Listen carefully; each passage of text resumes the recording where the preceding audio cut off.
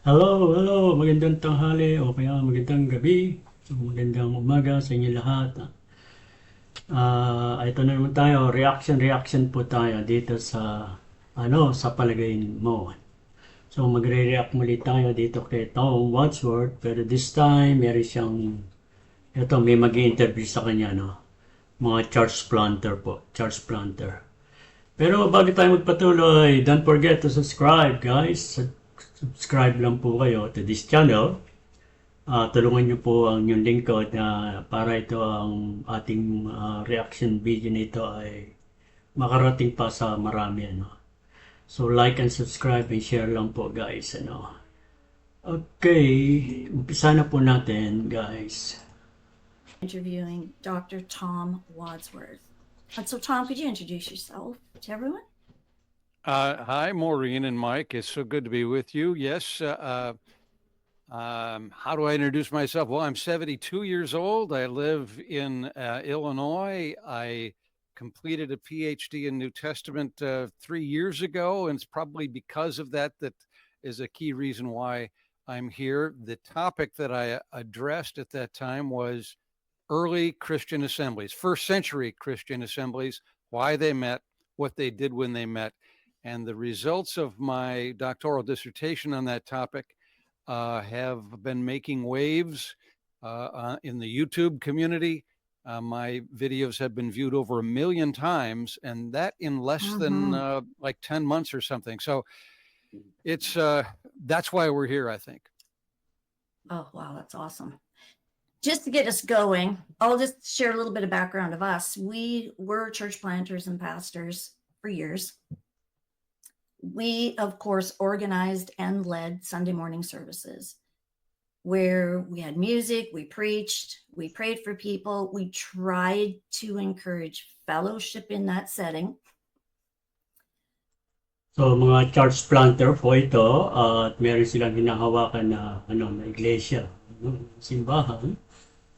Yun nga, merong worship service at iba pa, no? But what we found was when we were doing meetings during the week, Mike really wanted people to be able to ask questions and have discussions. So we just made like an open meeting, so to speak. Come as you are. We sang if we felt to. We would have food. People could come and go. We made it open that if you have anything you want to share. We also found that in that setting, people came with ideas and they came excited. People started saying to us, oh, that we feel like this is our church. And the relationship that built between that grouping of people was exciting. And from that, we actually started to influence our community from this grouping. Now, we always had peripheral people that would come on a Sunday morning, but they were never in the same place relationally with this grouping.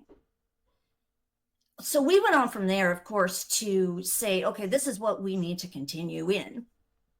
But what I found was when this same group that we really felt like was this gathering that God had really put together in this particular community we were in at the time, when they would come to a Sunday morning service, it wasn't the same.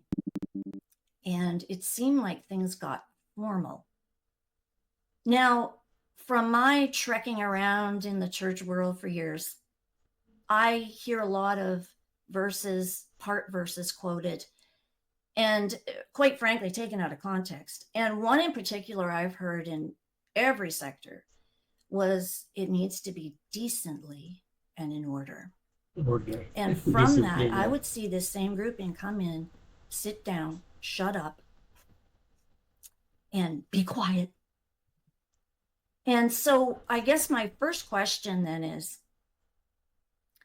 what should the New Testament church... So yung decently in order na ginagawa ng worship service, parang nangyari yung may program, kasi kung wala nga namang program yung pananambahan tuwing linggo, ay paano siya magiging decently in order, ano? So, parang yung kasi yung ano eh, no? Kailangan daw decently and order. Yun daw ang utos ni Pablo. Tama naman po yun. Decently and order. So, ibig sabihin, kailangan may ang interpretasyon doon ay parang, oh, may program. May program.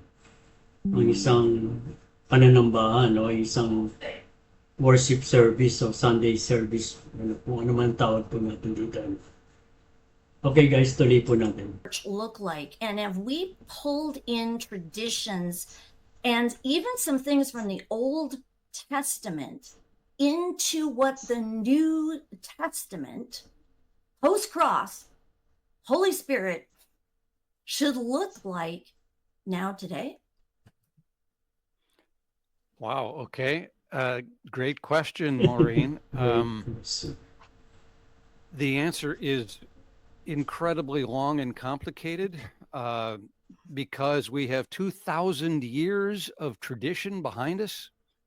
Wow, have things evolved? They've evolved over thousands of miles, over hundreds of cultures, over a variety of languages, through enormous numbers of theological shifts and major theological upheaval that has taken place over the years. And so we sit here now in the year 2025.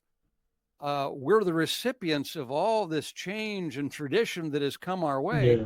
We assume that the way we do things is biblical, but it's not.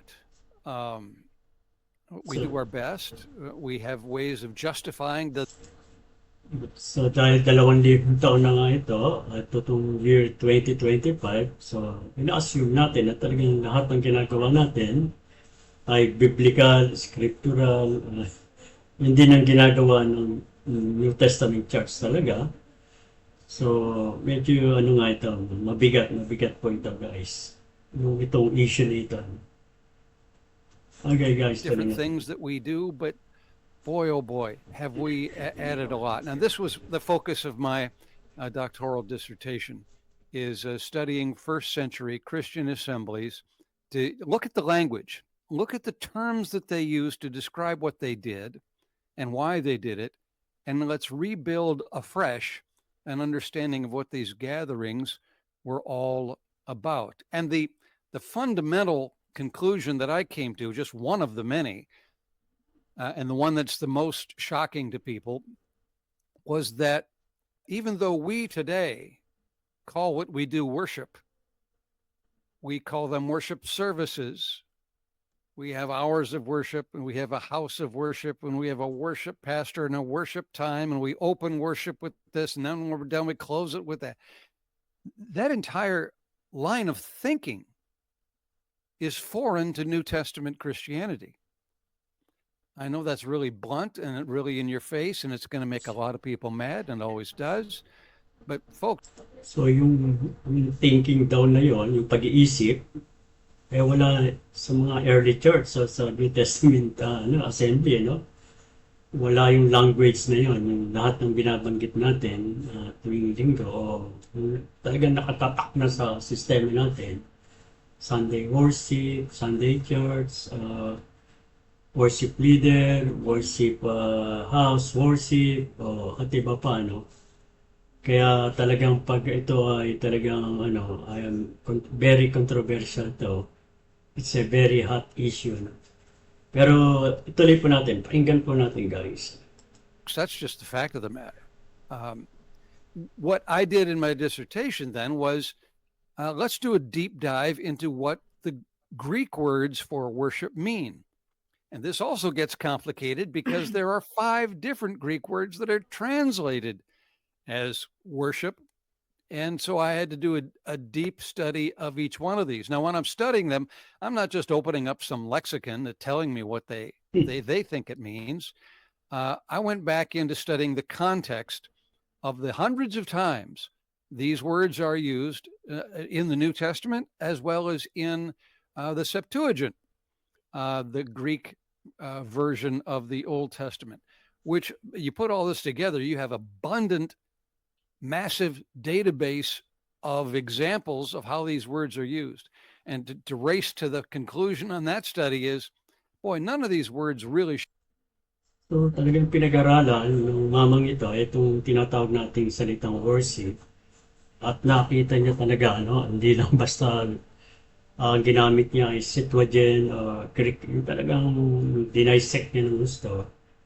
Itong salitang worship, yung salitang worship. Ano. So ito po ay mahabang pagre-research, mahabang pag-aaral ang ginawa ni Tom. So hopefully ay ano, painggan lang po natin yung kung ano yung kanyang sinasabi. Tuloy po natin. should be translated as worship. And our modern English word worship does not connote what any of these 5 words mean. And so we're really confused from the get-go on what we're doing. We have, and because of our massive use of the word worship, we have started to incorporate a lot of really Old Testament, ancient Jewish ideas into what we do as our assemblies. And we have wrongly done so. We shouldn't be doing that. What they were doing in the first century in their gatherings was something demonstrably new. It was the new wineskins, and they were not just adapting the way they did the temple or adapting the way they did the synagogue. And by the way, the synagogue is never mentioned in the Old Testament. Synagogue has no authority biblically at all from the Old Testament. So we don't need to be thinking about, we need to follow what that was doing. So we have to start all over again. Now that's a short answer to an answer really would require several hours of work, but how are we doing so far on that, Maureen? Okay, good. Yeah, I heard you talk a lot about one anothering. And I'd like you to kind of build on that a little bit, because that's what we found was there came then. So yung sinasabi ni Tom, hopefully, kasi talagang new wineskin eh. New wineskin talaga yung sinasabi ng Panginoon. Yung old wineskin talaga ay hindi na pwede. Hindi na pwede yung old wineskin, ano? O yung lumang tipan na yung ginagawa sa lumang tipan ay talagang old na nga yun eh, old wineskin. Hindi pwedeng ano, kaya nga dapat yung bagong alak ay ilagay sa bagong sisidlan, bagong sisidlan. Pero mukhang ang nangyayari ay itong bagong alak ay inilagay natin sa lumang sisidlan. Yun, nag-e-enjoy tayo, pero lumang sisidlan. Pero maliwanag po, sabi ng Biblia. Okay guys, itutuloy po natin ito, itong reaction natin ito.